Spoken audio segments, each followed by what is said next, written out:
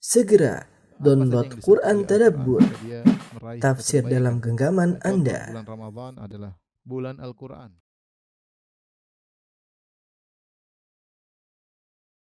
Bismillahirrahmanirrahim. Assalamualaikum warahmatullahi wabarakatuh. Alhamdulillahi ala ihsanih wa syukru lahu ala taufiqih wa amtinanih. Wa asyhadu an la ilaha illallah wahdahu la syarika lahu ta'ziman li sya'nih. Wa asyhadu anna Muhammadan abduhu wa rasuluhu da'ila ridwanih. Allahumma salli alaihi wa ala alihi wa ashabihi wa ikhwanih. Para jamaah Majelis Ta'lim Samara yang dirahmati Allah Subhanahu wa taala. Pada kesempatan kali ini kita akan bahas salah satu hal yang penting bagi kita, yaitu karena di antara kita ada yang diberi kemudahan oleh Allah Subhanahu wa taala, diberi kelebihan sehingga memiliki pekerja, memiliki pembantu, memiliki supir, ya. Tentu mereka juga punya hak-hak yang harus kita tunaikan. Oleh karenanya pada kesempatan kali ini kita akan bahas tentang bagaimana akhlak yang tepat kepada mereka, orang-orang bawahan kita, ya. Baik pegawai maupun pembantu, ataupun supir misalnya, ya. Atau satpam misalnya, ya. Bagaimana akhlak yang seharusnya kepada mereka. Karena sungguhnya sebagaimana kita ketahui, Allah membuka pintu-pintu pahala dengan interaksi sama manusia, ya. Sebagaimana berinteraksi kepada orang tua bisa mendatangkan pahala yang besar, kepada kakak dan adik, kerabat, demikian juga interaksi kepada orang-orang yang di bawah kita, ya. Oleh karenanya syariat memberi perhatian besar tentang masalah mereka ini, hak-hak mereka, karena banyak terjadi kezaliman, kepada orang-orang yang dari atasan kepada bawahan. Ya, sebagaimana sering kita dengar, sebagaimana sering kita lihat, ya, seorang kalau sudah diberi kelebihan, ya, terkadang sombong, angkuh, merendahkan dan yang lainnya. Islam mengajarkan kita untuk justru untuk mencari pahala dari orang-orang bawahan kita. Di antara dalil yang sangat tegas menunjukkan bagaimana perhatian Islam terhadap orang-orang bawahan, orang-orang pekerja, bahkan budak zaman dahulu, adalah wasiat Nabi SAW sebelum meninggal dunia. Rasulullah SAW bersabda, "As-salat, as-salat, wa ma malakat aymanukum." Ini antara perkataan-perkataan terakhir yang diucapkan oleh Nabi SAW sebelum beliau meninggal. SAW. As-salat, salat, perhatikan salat. Kemudian Nabi menggandengkan kata Nabi, "Wa ma malakat aymanukum." Perhatikan pula budak-budak kalian. Perhatikan pula budak-budak kalian. Ya. Ini isyarat bahwasanya budak-budak yang secara notabene dalam syariat Islam itu milik kita. Kalau zaman dahulu budak-budak bisa diperjualbelikan, bisa beli, bisa dijual. Ya. Sehingga kita mau melakukan apa saja sebenarnya hak kita. Ini seperti milik kita, ya. Kalau budak-budak yang statusnya seperti itu bisa diperjualbelikan, disuruh diperhatikan dalam syariat. Apalagi pekerja yang bukan milik kita, yang mereka bekerja cari nafkah untuk keluarganya, untuk anak istrinya, ya. Berusaha payah dengan kerjaan-kerjaan yang rendahan. Ya, maka hendaknya kita lebih perhatikan lagi. Lebih kita perhatikan lagi. Sungguhnya memiliki pembantu atau memiliki pekerja adalah nikmat yang besar. Makanya di antara tafsir firman Allah Subhanahu wa taala dalam surat Al-Maidah ayat 20 kata Allah Subhanahu wa taala, "Wa idz qala Musa liqaumihi ya qaumi dzkuru ni'matallahi 'alaikum idz ja'ala fikum anbiya'a wa ja'alakum muluka." Tatkala Musa alaihissalam berkata kepada kaumnya, "Ya qaumi dzkuru ni'matallahi 'alaikum, wahai kaumku, ingatlah tentang nikmat-nikmat yang Allah berikan kepada kalian." Di antara nikmat-nikmat tersebut, kata Nabi Musa alaihissalam, "Idz ja'ala fikum anbiya." Allah menjadikan di tengah-tengah kalian para nabi, yaitu banyak para nabi dari Bani Israel. Dari Nabi Yakub, Nabi Yusuf, kemudian banyak nabi-nabi, ya. Ya. Sebelum Nabi Musa dan setelah Nabi Musa, banyak nabi-nabi dari Bani Israel. Ini nikmat yang tidak dimiliki oleh suku-suku yang lainnya, ya. Kemudian wa ja'alakum muluka, dan Allah menjadikan bagi kalian muluk, raja-raja, ya. Sebagian ahli tafsir mengatakan yang dimaksud raja-raja, mereka bukan raja-raja. Karena mereka menjadi raja sejak zaman Nabi Daud alaihissalam. Nabi Daud jadi raja, baru kemudian Nabi Sulaiman, kemudian mereka tercerai-berai. Jadi zaman Nabi Musa mereka belum ada raja, Raja mulai muncul belakangan, ya, dari Talut, kemudian Daud, kemudian Sulaiman. Jauh setelah Nabi Musa. Oleh karena itu apa maksudnya mulukan? Ja'ala fikum anbiya wa ja'alakum muluka. Allah menjadikan raja-raja. Di antara tafsiran para salaf, maksudnya Allah menjadikan kalian punya pembantu-pembantu. Orang punya pembantu seperti raja, perintah sana, ambil sini, ambil sana, sama seperti raja. Ya, seperti raja. Jadi dilayani. Itu kenikmatan ya. Ada orang kita suruh sana, suruh sini, ada yang melayani. Itu nikmat sampai dikatakan sebagian salaf muluk maksudnya raja. Kalau dia punya pembantu seperti raja ya. Ini menunjukkan bahwasanya memiliki pembantu adalah nikmat ya, yang besar. Oleh karenanya syariat mengingatkan kita ya, untuk mensyukuri nikmat tersebut dengan bagaimana bertaamul, bagaimana bermuamalah dengan orang-orang bawahan tersebut dengan muamalah yang benar. Di antaranya seperti sabda Nabi sallallahu alaihi wasallam ya, tentang kisah Abu Dzar radhiyallahu anhu. Abu Dzar suatu hari dilihat memakai baju yang indah, kemudian budaknya juga dipakaikan baju yang indah. Orang-orang heran lihat. Ini bukan membantu lagi, budak. Dia pakai baju yang sama dengan baju budaknya. Maka orang datang, orang berkata, "Ya Abu Dzar, bagaimana kalau baju yang dipakai oleh budakmu, kain yang dipakai oleh budakmu, maksudnya bilahan kain, ambil aja, kau pakai dan kau pakai dua bilah kain tersebut. Kalau dua bilah kain, pasangan disebut dengan hullah dalam bahasa Arab, hullah. Sehingga kalau kau pakai dua-duanya, maka engkau menjadi hullah. Dan kau kasih baju yang lain sama pembantumu. Kenapa harus dua pakaian yang indah kau bagi dua, satu bilah kau kasih kepada budakmu, satu bilah kau pakai." Maka Abu Dzar kemudian menceritakan bagaimana nasihat Nabi sallallahu alaihi wasallam. Kata Nabi sallallahu alaihi wasallam, "Hum ikhwanukum ja'alahumullah tahta aidikum." Sungguhnya para budak-budak ya. Kalau budak-budak saja begitu, apalagi pembantu tentunya. Mereka adalah saudara-saudara kalian, semua muslim, saudara-saudara kalian yang Allah menjadikan mereka di bawah kekuasaan kalian. Faman ja'alallahu akhahu tahta yadihi, barang siapa yang Allah menjadikan saudaranya jadi bawahannya, falyut'imhu mimma ya'kul, maka hendaknya dia beri makan dari apa yang dia makan. Wal yulbisuhu mimma yalbas, hendaknya dia berikan pakaian kepada pembantunya atau budaknya tersebut dari apa yang dia pakai. Wala yukallifhu minal amal ma yaghlibuhu, jangan dibebani dengan pekerjaan yang dia tidak mampu untuk melakukannya. Ya. Fa in kallafahu ma yaghlibuhu falyu'inhu alaihi, kalau dia bebani pekerjaan yang berat yang tidak bisa dikerjakan, maka hendaknya dia bantu pembantunya atau budaknya tersebut. Inilah yang menjadikan akhirnya Abu Dzar radhiyallahu anhu memakaikan pakaian yang dia pakai kepada budaknya.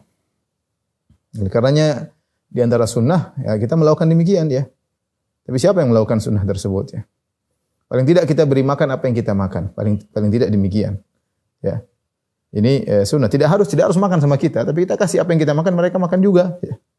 Mereka makan juga ya. Kalau misalnya kita ke restoran misalnya ada pembantu kita suruh mungkin duduk di meja lain, silakan makan, tidak ada masalah. Tapi apa yang kita makan silakan pesan. Sebagaimana kita boleh pesan, mereka juga pesan. Ini sunnah Nabi sallallahu alaihi wasallam. Sunnah Nabi sallallahu alaihi wasallam. Lihatlah bagaimana akhlak Rasulullah sallallahu alaihi wasallam kepada para pembantu luar biasa ya.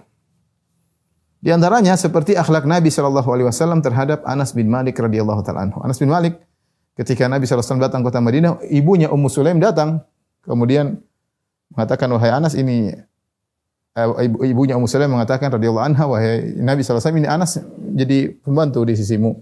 Silakan, artinya silakan diperintah terserah." Anas masih kecil, umur sekitar berapa? Mungkin 10-an atau kurang lebih daripada itu. Tetapi Anas bin Malik bercerita, "Laqad khadamtu Rasulullah sallallahu alaihi wasallam 10 sinin atau 9 sinin." Aku telah membantu Nabi sallallahu alaihi wasallam selama 9 tahun atau 10 tahun.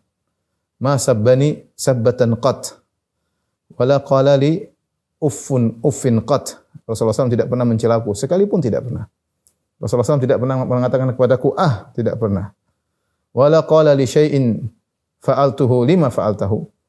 Dan tidak pernah dia mengomentari perbuatanku kalau aku melakukan satu, Rasulullah tidak pernah berkata, "Kenapa kau melakukan demikian?" Wala li syai'in taraktuhu hal fa'altahu.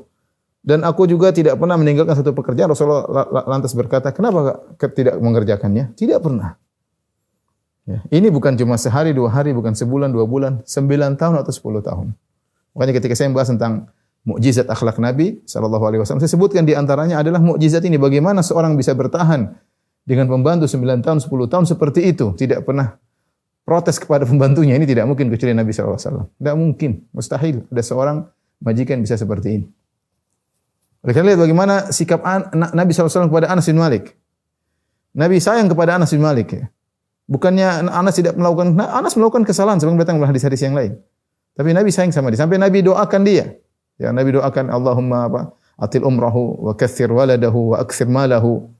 Ya Allah, perbanyaklah anaknya, banyakkanlah anaknya, banyakkanlah hartanya, panjangkanlah umurnya, berkahlah kepada harta dan umurnya. Rasulullah doakan Anas hingga Anas akhirnya menjadi seorang yang kaya raya, punya anak yang banyak, hartanya berlimpah. Anas bin Malik doa Nabi sallallahu alaihi wasallam. Kemudian yang menakjubkan, Rasulullah sallallahu alaihi wasallam menghargai Anas. Kadang-kadang Anas mengundang ke rumahnya. Rasulullah datang ke rumahnya, ke rumah pembantunya ya.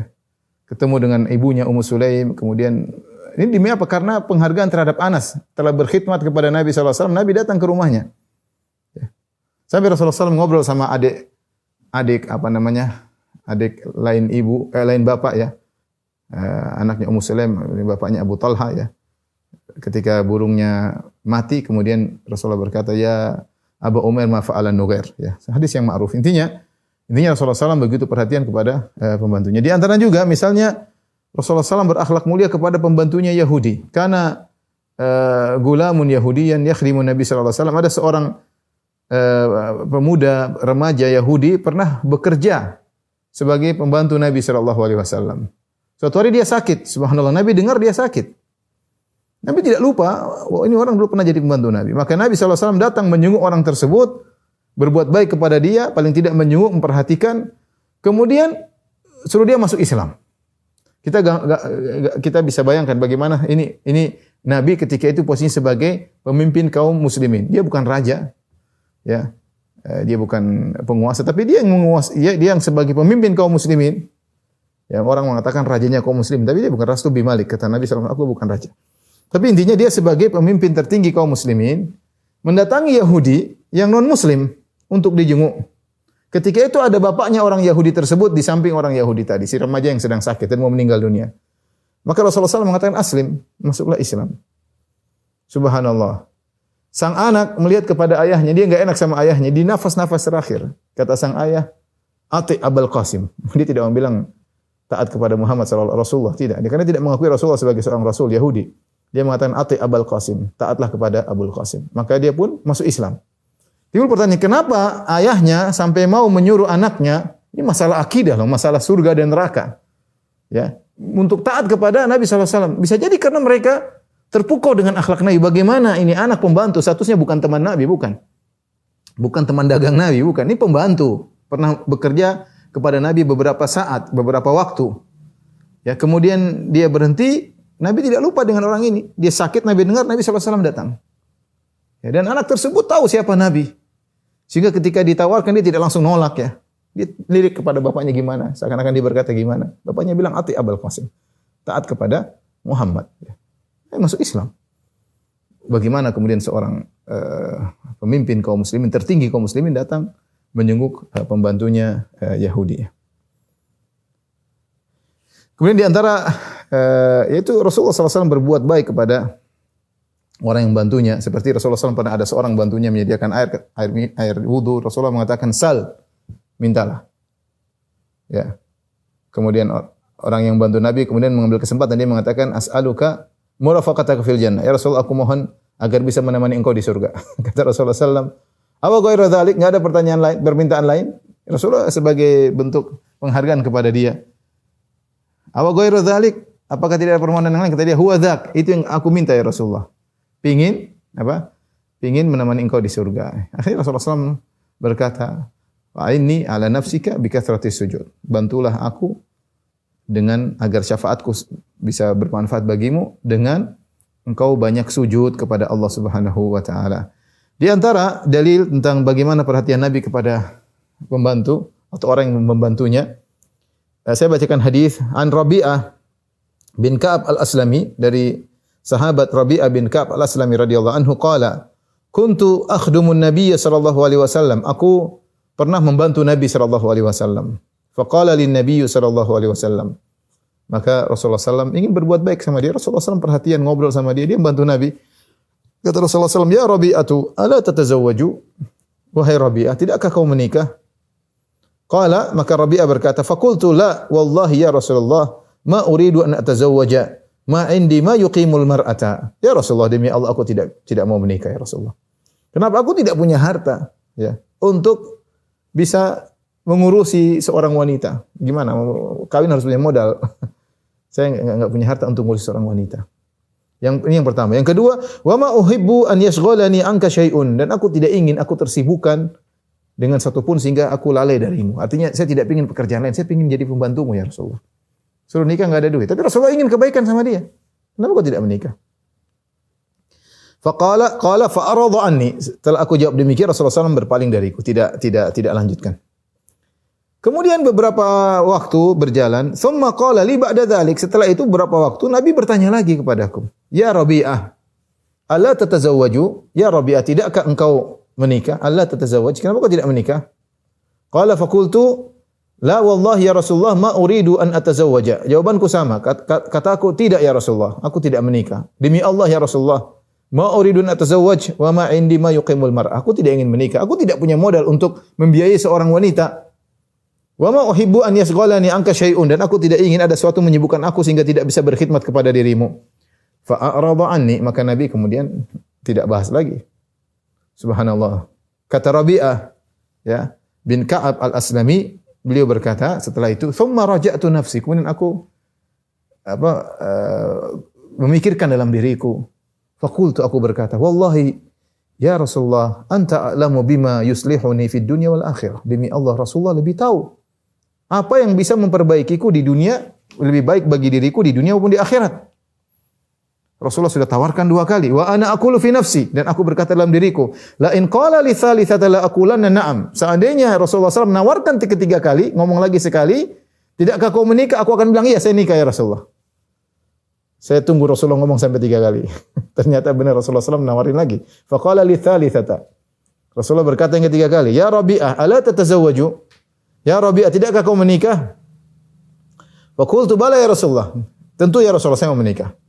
Murni bima syi'ta au bima ahbabta. Perintahkanlah kepadaku apa yang kau sukai, yang kau kehendaki. Rasulullah ingin bantu dia. Kata Rasulullah SAW, intalik ila ali fulan, pergilah engkau ke keluarga fulan, ila hayyin minal ansar, ada suatu kampung dari kaum Ansar. Fihim tarakhi an Rasulillah sallallahu alaihi wasallam, faqul lahum inna Rasulullah sallallahu alaihi wasallam yukri'ukum assalam wa ya'murukum an tuzawwiju Rabi'ata fulanatan imra'atan minhum. Sampaikan kepada mereka. Ini saya, sungguhnya Rasulullah SAW mengirim salam buat kalian dan menyuruh kalian untuk menikahkan Rabi'ah, itu menikahkan kamu dengan wanita yang ada pada mereka. Imra'atan minhum. Tidak punya modal. Rasul ingin memuliakan orang ini. Maka orang ini pun datang, Rabi'ah bin Ka'ab al-Aslami. Dia jalankan perintah Nabi. Fa'ataituhum. Aku pun datang kepada mereka. Faqultu lahum dzalik. Lalu aku katakan kepada mereka, sungguhnya Rasulullah memerintahkan kalian untuk menikahkan aku dengan si fulanah. Ditunjuk si fulanahnya. Subhanallah. Kalau bilang yang suruh Nabi, ya para sahabat semangatlah. Kalau yang suruh orang lain mungkin ditolak, paling enggak punya modal pembantu ya. Tapi yang suruh Nabi SAW, maka mereka dengan gembira mengatakan, ini yang menyuruh Nabi, marhaban bi Rasulillah wa bi Rasuli Rasulillah. Selamat datang kepada Rasulullah dan kepada utusannya Rasulullah. Wallahi la yarji'u Rasulillah illa bihajatihi. Tidak mungkin demi Allah utusan Nabi balik tanpa mendapatkan hajatnya. Dinikahkan akhirnya. Qala fa akramuni wa zawwajuni wa altafuni. Mereka pun muliakan aku, mereka menikahkan aku dan mereka berbuat lembut kepadaku. Hadis riwayat Ahmad dan Al-Hakim. Lihat ini bagaimana Rasulullah perhatian sama pembantunya sampai Rasulullah SAW suruh nikah dengan atas nama dia. Ya. Ini akhlak yang diajarkan oleh Islam terhadap bagaimana terhadap pembantu.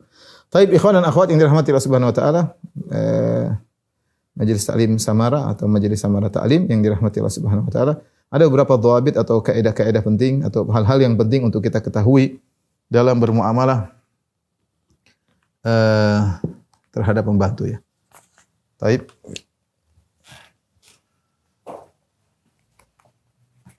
Hal-hal yang diperhatikan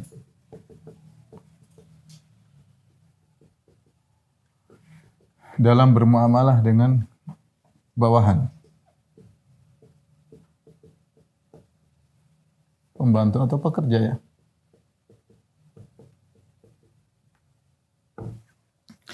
Di antaranya, ikhwan yang rahmatillah subhanahu wa ta'ala, ya. Ingat bahwasanya muamalah kita harus dibangun di atas rahmat. Rahmat itu kasih sayang. Kita sayang sama mereka. Mereka sudah kerja keras, bekerja membantu, maka kita sayang sama mereka. Ya, kaidah mengatakan al jaza' min jinsil amal. Kaidah al jaza' min jinsil amal. Ya. Balasan sesuai dengan perbuatan.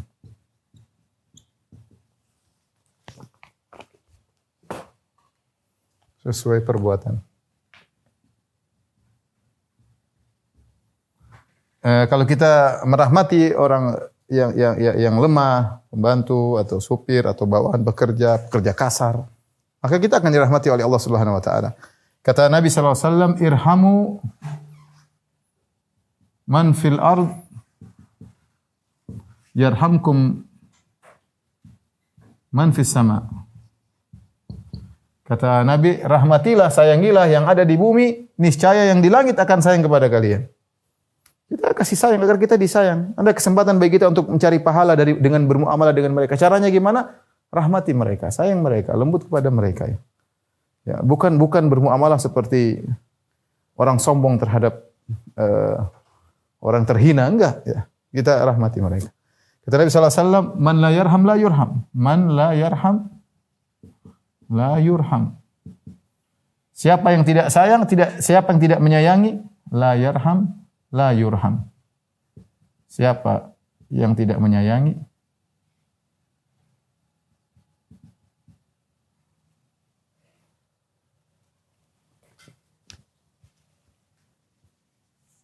siapa yang tidak menyayangi, maka tidak disayang. Tidak disayang Allah tentunya. Ya.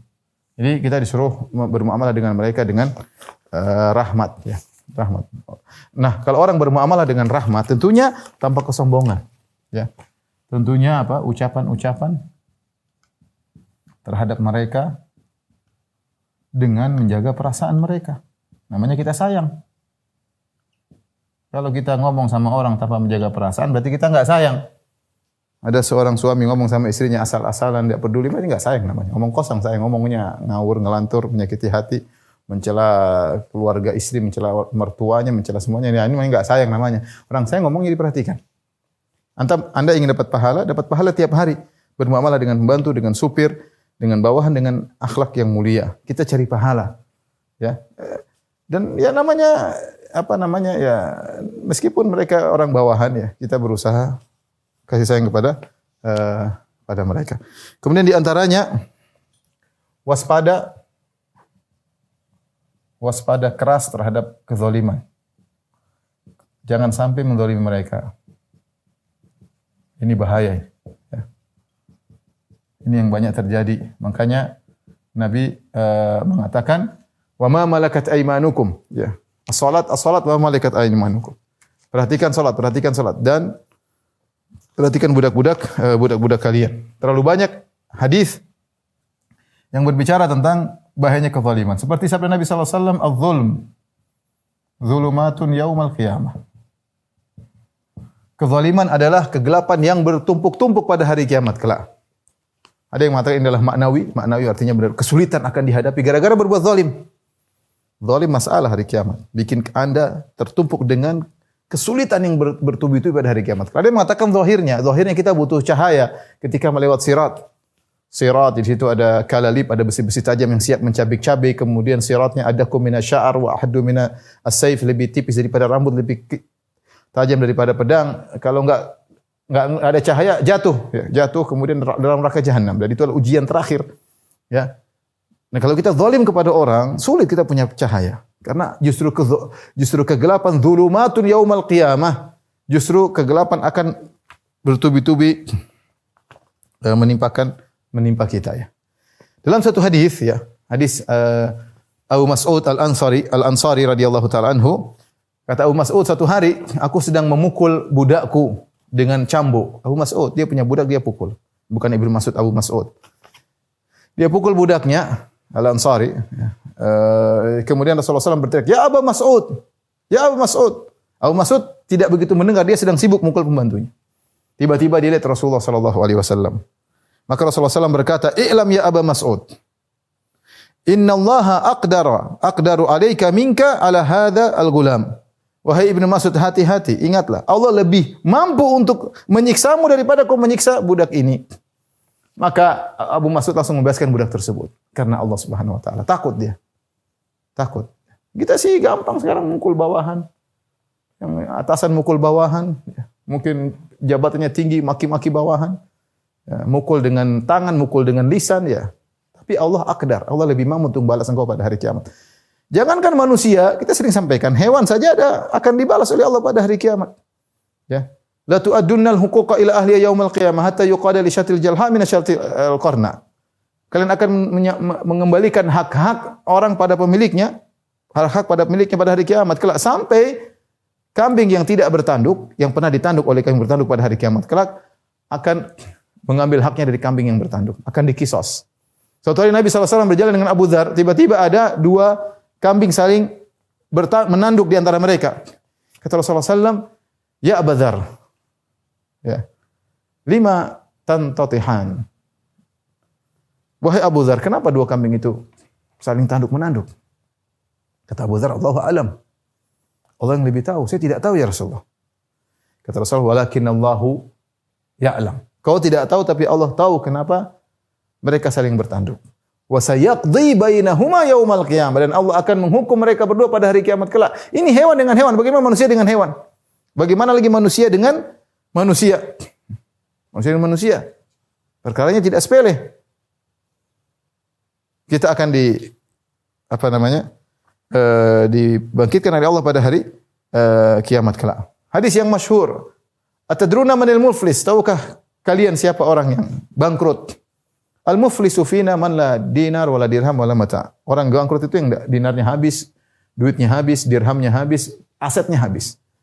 Kata Rasulullah SAW, al-muflisu min ummati man ya'ti yaumal qiyamah, yang merugi pada hari kiamat kelak, yang bangkrut adalah orang yang datang pada hari kiamat dengan bawa pahala salat, pahala zakat, pahala sedekah, pahala puasa, wa ya'ti wa qad syatama hadza, namun ternyata dia pernah mencaci maki si fulan, wa daraba hadza, dia pernah mukul si fulan, wa qadhafa hadza, dia pernah nuduh yang tidak-tidak kepada si fulan, wa akala mala hadza, pernah makan harta si fulan. Fa yu'ta hadza min hasanati, maka kebaikannya diberikan, offer. Kalau sudah habis ternyata kezalimannya belum selesai, dosa-dosa mereka diambil, dilemparkan kepada dia. Dalam hadis yang lain kata Rasulullah sallallahu alaihi wasallam, "Yuhsyarun nasu yaumal qiyamati uratan ghurlan, hufatan uratan ghurlan buhman." Manusia akan dibangkit pada hari kiamat kelak dalam kondisi tidak berpakaian, dalam kondisi tidak pakai alas kaki, dalam kondisi belum disunat, dalam kondisi buhman, tidak bawa apa-apa. Semua harta yang kita kumpulkan selama ini, mau kita banggakan, mau rumah, mau mobil, mau apa, tidak ada yang kita bawa. Satu speser pun tidak ada. Bangkit dalam kondisi, jangankan dunia kita bawa yang kita kumpul selama ini, sendal kita enggak punya, baju kita enggak punya. Buhman, tidak ada yang dibawa. Ya. Maka kemudian ketika itu Allah beri pengumuman, fayunadi bisautin yasma'uhu man ba'ud kama yasma'uhu man qarab. Kata Nabi, maka Allah berbicara, menyeru dengan suatu suara yang baik dekat maupun jauh dengarnya sama. Apa kata Allah Subhanahu wa taala? La yanbaghi li ahadin min ahli jannah atau min ahli nar an yadkhulan nar. Ya, tidak pantas bagi seorang pun min ahli jannah yadkhul jannah, tidak pantas bagi seorang pun yang masuk neraka, masuk surga, tidak pantas seorang pun penghuni surga masuk surga sementara ada hak dari ahli nar yang harus dia tunaikan. Illa aqsahu minhu. Kalau ternyata ada penghuni neraka punya hak dari dia, jangan dulu dimasukkan. Dia masih punya, saya masih punya hak belum dia tunaikan. Dia pernah menzalimi saya, dia tidak bisa masuk surga. Enggak. Kalau masih ada satu penghuni neraka saja yang punya hak, maka diberhentikan dulu, diambil dulu. Allah kisos dulu. Kalau mungkin ada sisa, silakan masuk. Kalau enggak ada sisa, masuk neraka. Wala yang bagi li ahadin min ahli nar an yadkhulan nar, dan tidak seorang pun dari penghuni neraka masuk neraka sementara dia punya hak pada seorang penghuni surga, kecuali aku akan ambil dari penghuni surga tersebut. Udah masuk surga, Allah ambil, kasih kepada penghuni neraka tersebut. Hatta latmah, sampai satu tamparan Allah juga akan ambil. Kata mereka, ya Rasulullah, bagaimana kita mau bayar itu kezaliman? Dan kami tidak punya buhman, kami tidak bawa apa-apa ya Rasulullah. Kata Rasulullah SAW, bil hasanat wa sayyiat. Caranya dengan kebaikan dan keburukan. Ya. Bayar dengan kebaikan. Mungkin seorang derajat tinggi, derajatnya rendah. Kalau ternyata sudah habis kebaikannya, ternyata kezalimannya belum selesai, dosa-dosa orang tersebut lemparkan kepada kita. Dan hati-hati, bisa jadi kita zalim sama orang dekat kita. Di antaranya pembantu, di antaranya supir, tiap hari kita maki, tiap hari kita rendahkan, tiap hari kita kerjain dengan kerjaan yang berat. Ya. Di luar kemampuannya. Gak usah jauh-jauh, pegawai kita, gajinya tidak kita kasih-kasih, dia sudah minta gaji, gajinya kita potong karena begini, karena begini, karena begitu. Kita zalim sama orang-orang tersebut. Waspada. Ya. Saya bacakan satu hadis ya, ini menarik ya. Kalaupun membantu kita ternyata salah, kita nggak boleh sembarang kemudian seenaknya maki-maki dia, rendahkan dia ya.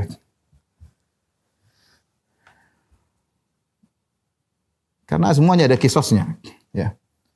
An Aisyah radhiyallahu taala anha, dari Aisyah radhiyallahu taala anha, anna rajulan qa'ada baina yaday Nabi sallallahu alaihi wasallam. Ada seorang lelaki duduk di depan Nabi sallallahu alaihi wasallam. Faqala, kemudian dia berkata, ya Rasulullah, inna li mamlukaini yukadzibunani wa yakhununani wa ya'sunani. Ya Rasulullah, saya punya 2 budak. Selalu bohong sama saya. Suka bohong sama saya, suka berkhianat kepada saya dan membangkang. Ini budak kurang ajar 2 ini ya Rasulullah. 2 budak ini sering dusta sama saya. Budak milik dia.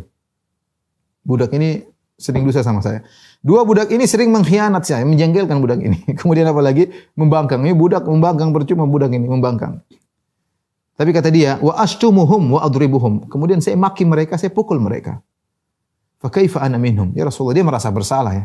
Tapi budaknya menjengkelkan, seakan-akan pantas untuk dihajar, pantas untuk dipukul, pantas untuk dimaki. Memang karena dusta, apa yang kurang? Dusta, khianat, ya, pembangkang. Terkumpul 3 keburukan pada 2 pembantu ini. Dusta, khianat, pembangkang. Tapi orang ini ternyata dia maki dan dia mukul. Fa kaifa ana minhum? Bagaimana saya terhadap mereka ya Rasulullah? Kata Rasulullah SAW, yuhsabu ma khanuka wa asauka wa kadzabuka wa iqabuka iyahum. Ya. Fa in kana iqabuka wa iyahum biqadri dzunubihim kana kafafan. Semuanya dihisab, kata Nabi SAW. Mereka berkhianat kepadamu akan dihisab. Mereka membangkang kepadamu akan dihisab. Ada hitungannya. Wa kadzabuka, mereka dusta kepada engkau, akan ada hitungannya. Tetapi ingat kata Nabi, wa iqabuka iyahum, tapi kau menghukum mereka dengan memaki dan memukul juga ada hitungannya. Dihitung ini 3, dusta, khianat, bohong. Kamu mukul, caci maki. Sama-sama dihisab oleh Allah Subhanahu wa taala. Fa in kana iqabuka iyahum biqadri dzunubihim kana kafafan. Kalau ternyata kau maki dan kau mukul mereka sama dengan dosa-dosa mereka, ya sudah selesai. Bukan berarti kau terzalimi lantas kau selalu menang, tidak. Tapi kalau kau balas dengan kezaliman yang setimpal, selesai. Tapi kalau kau balas dengan lebih, masalah. Ya. Dan biasanya orang kalau membalas kezaliman, dia tidak bisa mengontrol dirinya, bisa membalas lebih parah. Kalau ternyata hukumanmu kepada mereka, makimu dan mukulmu sama dengan dosa yang mereka lakukan, maka selesai, kafafan, selesai, impas. La laka wala alaik, impas. Wa in kana iqabuka iyahum. Namun kata Nabi, hati-hati. Kalau ternyata hukumanmu kepada mereka duna dzunubihim, oh enggak. Ini penting. Kalau ternyata hukumanmu kepada mereka di bawah dosa-dosa mereka, kana fadlan laka, maka kau yang untung. Ternyata nilai kezaliman mereka lebih besar, dosa mereka lebih besar, kau dapat kiriman pahala dari mereka. Tapi ingat, wa in kana iqabuka iyahum fawqa dzunubihim. Tapi kalau ternyata hukumanmu kepada mereka lebih besar, lebih parah daripada dosa-dosa mereka, uqtusalahum minkal fadlu. Maka kebaikanmu akan diambil dan diberikan kepada pembantu-pembantu budak-budak tadi.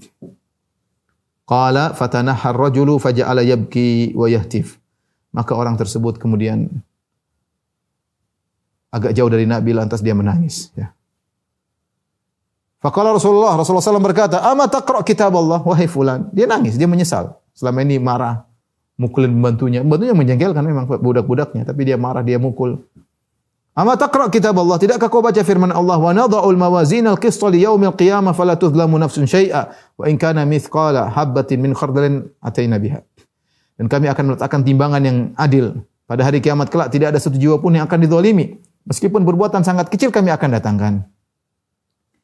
Kemudian lelaki tersebut berkata, "Wallahi ya Rasulullah, ma ajidu li wa lahum syai'an khairan min mufaraqatihim.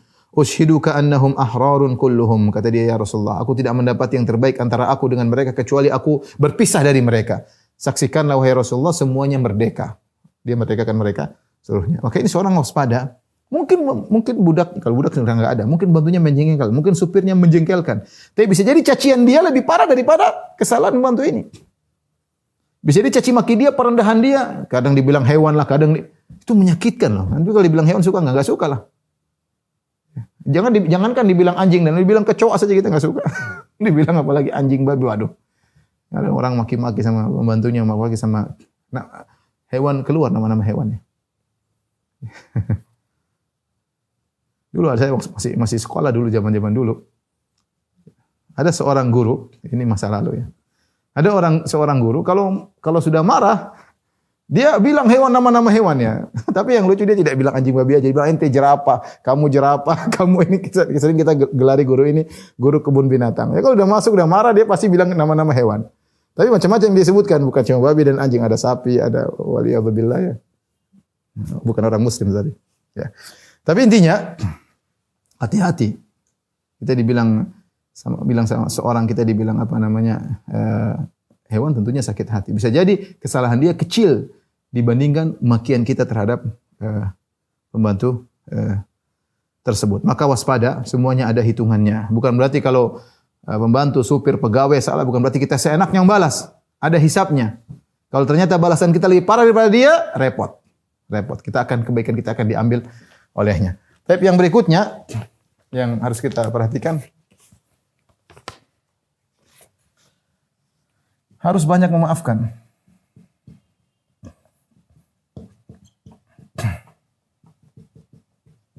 Ada seorang datang kepada Nabi SAW. Dia berkata, "Ya Rasulullah." Orang berkata, "Ya Rasulullah, kam na'fu an khadim fil yawm." Ya Rasulullah, berapa kali kita memaafkan pembantu dalam sehari? Sebenarnya masih banyak riwayat Rasulullah SAW tidak jawab. Rasulullah tidak jawab. Dia tanya lagi, "Ya Rasulullah, berapa kali kita ampuni, maafkan pembantu?" Ada yang mengatakan Rasulullah SAW tidak jawab. Ada kemungkinan Rasulullah SAW menunggu wahyu. Karena pertanyaan berapa kali ini butuh wahyu. Rasulullah tunggu wahyu dari Jibril alaihissalam. Ada yang mengatakan Rasulullah berpaling karena ini pertanyaan tidak pantas. Memaafkan itu bagus. Kenapa perlu ditanya? Semakin banyak semakin baik. Tapi tanya lagi, berapa kali ya Rasulullah? Rasulullah mengatakan 70 marrah. Kata Rasulullah SAW, 70 marrah, 70 kali dalam sehari. Siapa yang kuat menjalankan ini? Maafkan pembantu 70 kali. Ada orang, ini pembantu salah melulu. Gimana sih, masa nggak paham? Ya akhi, kalau dia paham dia tidak jadi pembantu, dia jadi bos. Ente jadi bos, dia nggak paham, maka jadi pembantu. Maka jadi kerja kasar. Ente mau jadi kerja kasar lulusan S2, S3? Enggak lah. Makanya dijelasin baik-baik. Ini nggak paham ya wajar. Ada pembantu, Masya Allah, ngerti semua segala sini. Ya, dia pengalaman kerja, masak ini pintar, dikasih tahu sekali ngerti. Ada yang dikasih tahu berulang nggak ngerti. Dia mau diapain? Makanya jadi pembantu. Ya, terus tugas kita maafkan. Maafkan. Berapa kali? 70 kali. Berat 70 kali. Kita bukan maafkan 70 kali, ngomel 70 kali dalam sehari. Ngomel sana, ngomel sini, teriak sana. Oleh karenanya ini menjadi perhatian bagi kita. Orang yang paling utama kita maaf, orang dekat kita yang telah berkhidmat kepada kita, bekerja, ini bantu sana, kita maafkan ya. Bukan maafkan berarti kita biarin saja, enggak, kita sambil tegur, nasihati, tapi dengan nasihat yang mendidik, membangun. Terkadang kita mungkin agak marah, tapi bukan emosi, tapi mendidik dia supaya dia tidak berulang. Tidak apa-apa. Tujuan kita baik, kita muamalah dengan mereka dengan rahmat, dengan kasih sayang tadi. Kalau saya kan bilang tadi, kita bermuamalah dengan pembantu, kita ingin cari pahala. Apalagi kita tiap hari ketemu mereka, tiap hari ketemu supir, tiap hari ketemu pegawai, kita ingin cari pahala dari mereka. Tiap hari mungkin kalau ada yang punya satpam, tiap hari ketemu satpam. Ya. Kita yang dapat pahala dari mereka. Caranya bagaimana? Bermuamalah dengan baik. Hargai mereka, mereka juga manusia. Orang kalau merasa dihargai, dia akan kerja dengan tulus. Kerja dengan tulus. Kemudian di antaranya hendaknya ya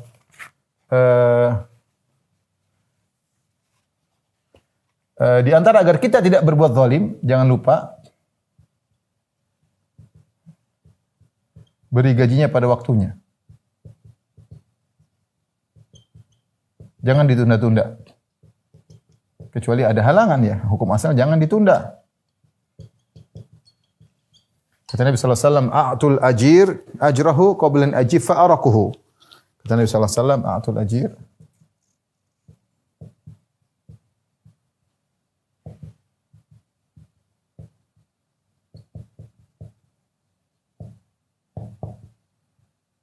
berikan kepada pekerja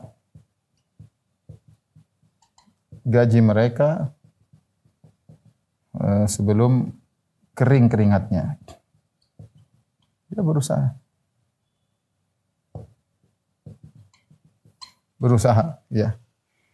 Jangan sampai kita zalimi. Mereka udah kerja, kalau beli barang kita bayar kan, bayar ambil barang. Mereka sama mereka kerja mungkin sebulan capek, sebelum keringatnya ini kasih gaji. Menjalankan sunnah, ya, menjalankan sunnah. Artinya jangan terlambat lah. Kalau bisa digaji sebelum waktunya lebih baik. Tapi kalau yang penting jangan terlambat. Yang penting jangan. Mereka sudah berharap, anak-anak di rumah mungkin nanya pegawai kita, "Ayah, kapan gajian mau beli?" "Tunggu sebentar, nunggu gaji dari bos." Ternyata bosnya menghilang ketika hari gajian. Ini kita tunggu THR sebentar bos. Begitu hari THR bosnya entah kemana hilang, matikan HP, THR nggak ada ya. Bahkan Allah mengancam, kata Allah dalam hadis qudsi, "Salasatun ana khasmuhum yaumal qiyamah." 3 orang yang aku akan menjadi musuh mereka pada hari kiamat. Yang pertama kata Allah Subhanahu wa taala, "Rajulun a'ta bi tsumma ghadar." Seorang yang sudah bersumpah atas nama aku, mengambil janji, kemudian dia berkhianat. Ini aku akan jadi musuhnya pada hari kiamat kelak. Wa rajulun ba'a hurran fa akala thamanah. Ada seorang nangkap orang merdeka, ditangkap, dijadikan budak, dijual, dia makan hasilnya. Allah akan jadi musuhnya pada hari kiamat. Yang ketiga siapa? Rajulun ya istajara ajiran fastawfa minhu wa lam yu'ti ajrah. Seorang yang dia mencari pekerja dan pekerjanya sudah bekerja dengan baik, kemudian dia tidak kasih gajinya, binasa. Ini akan jadi, kalau Allah yang musuh dia pada hari kiamat, gimana dia bisa melawan Allah? Enggak mungkin, mustahil. Hati-hati. Pekerja enggak dikasih gajinya. Dan subhanallah, orang kalau memberi gaji kepada pegawai, ya, dia amanah, dia akan dapat pahala ya. Ingat kisah yang masyhur tentang 3 orang yang masuk dalam goa. Yang satu berbakti kepada orang tuanya, yang satu mau berzina enggak jadi. Yang ketiga siapa? Yang ketiga dia punya istajartu ujara, dia punya beberapa pegawai, semuanya kerja, kemudian semua dikasih gaji. Kecuali satu, dia pergi tidak ambil gajinya. Maka orang ini kemudian berniat mengolah harta gaji orang yang pergi tersebut, dia olah nanti kalau hasilnya dikasihkan kepada orang tersebut. Ternyata setelah bertahun-tahun, ternyata gaji ini berkembang sampai akhirnya dia belikan banyak sapi, banyak onta, banyak kambing, banyak sekali hasil dari gaji yang dia olah tersebut. Padahal gajinya sedikit tadinya, tapi karena sudah lama dia olah jadi banyak. Akhirnya orang tersebut datang. Setelah sekian lama dia mengatakan, ya Abdullah, atini haqqi ya wahai fulan, mana gajiku dulu, saya belum ambil. Kata orang ini, semua yang kau lihat itu, sapi, kambing, onta itu semua punya. Kata la tahza bi, jangan kau ngejek aku ya, wahai fulan. Karena itu gajinya sedikit. Kata enggak, itu semua itu milikmu. Subhanallah, maka dia ambil seluruh kambing, seluruh onta, seluruh sapi. Dan dia tidak meninggalkan satu saja sebagai tanda terima kasih. Enggak, dia jalan pergi. Subhanallah. Dia bilang, ya Allah, kalau aku kerjakan ini karena Engkau, ya Allah, bukalah pintu gua terbuka. Jadi kita berusaha mencari pahala dengan bermuamalah yang baik dengan pekerja-pekerja kita. Kita niatkan mereka bekerja, kita bantu mereka, mereka punya keluarga, ada yang punya suami, ada yang punya anak, ada macam-macam, kita bantu mereka sebisa mungkin ya, sebisa mungkin. Kemudian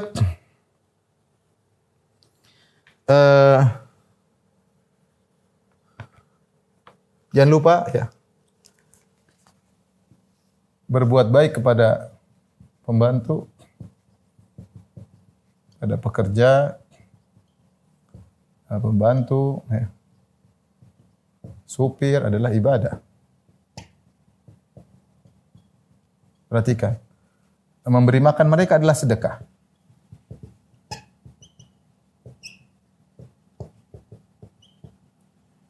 Pada mereka adalah sedekah.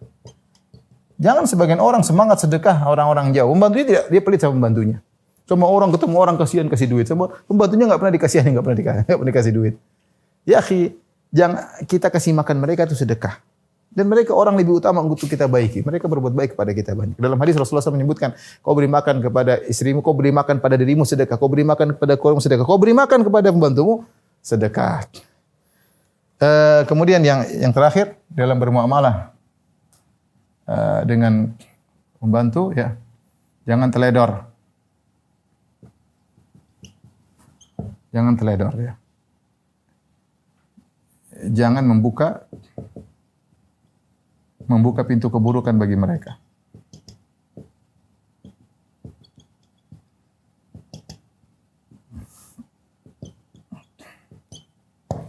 Baik, ada hadis khusus yang ini saya bacakan.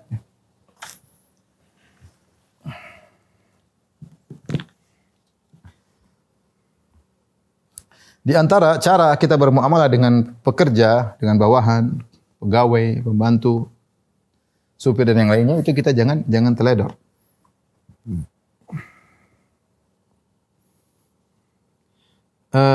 Dari Abu Aliyah qala, Abu Aliyah berkata, seorang tabi'in, kunna nu'maru an nakhtima 'alal khadim wa nakil wa na'uddaha karahiyata an yata'awwadu khuluqa su'in aw yadhunna ahaduna dhanna saw'. Ini perkataan seorang tabi'in, dia berkata, kami dahulu diperintahkan untuk nakhtimu 'alal khadim, yaitu kami disuruh hitung. Kata Syekh Abdul Razak, na'uddu 'alaihi al-asya', itu kami menghitung, ya. Apa yang kami berikan kami hitung. Pokoknya harus teliti, ya. Wa nakil, dan kami kalau nimbang kami tahu berapa, wa na'udduha kami hitung. Supaya apa kami hitung? Kami perhatikan misalnya kita mau kasih beliin nih 30.000 ya. Beli apa nanti kembalinya kasih tahu. Artinya ini uang 100.000, kita ingat apa yang kita kasih kepada dia. Kalau kita suruh kirim sesuatu, nih kirim di depan dia. Ini ada kue ya, 7 potong, 1, 2, 3, 4, kirim sama itu. Kenapa? Sehingga ketika dia tahu kita hitung depan dia tidak datang syaitan untuk buat dia berkhianat. Di tengah jalan dia jual misalnya. Enggak. Kenapa? Karena dia tahu majikannya ini tidak teledor. Ini manfaatnya 2 ya. Kata Abul Aliyah, karahiyata an yata'awwadu khuluqa su'in. Jangan sampai mereka terbiasa melakukan perbuatan buruk karena tahu majikannya teledor. Mungkin dia orang baik. Mungkin bantu tersebut baik, tapi gara-gara majikan teledor datang syaitan, kesempatan kau ngambil duitnya enggak pernah tanya. Dia ambil enggak ada masalah. Akhirnya terbiasa jadi pencuri. Siapa yang ngajarin? Kita yang buka pintu celah, dia menjadi pencuri. Ya. Au yadhunna ahaduna dhanna saw. Atau agar kita tidak berburuk sangka. Kita kasih, jangan kurang, jangan dia. Nah, supaya kita tidak buruk sangka, kita hitung. Nanti kalau sampai dikirim telepon gimana? Sampai sana berapa? Berarti benar. Jadi baik bagi dia dan baik bagi kita. Baik bagi dia agar dia tidak terjerumus dalam kekurangan, kesalahan, dan baik bagi kita tidak suudzon kepada dia. Ini sangat penting. Ya, saya pernah dapat cerita ada seorang dia punya usaha, kalau nggak salah buka toko atau apa, dia punya pegawai yang menuntut dia amanah.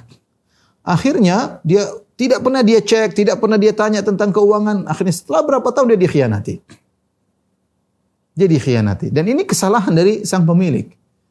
Bukan berarti kita kalau kita tanya berarti seakan-akan kita nuduh dia. Enggak, ini dalam rangka untuk mencegah terjadi yang buruk. Makanya sekali-sekali tanya gimana laporan keuangan.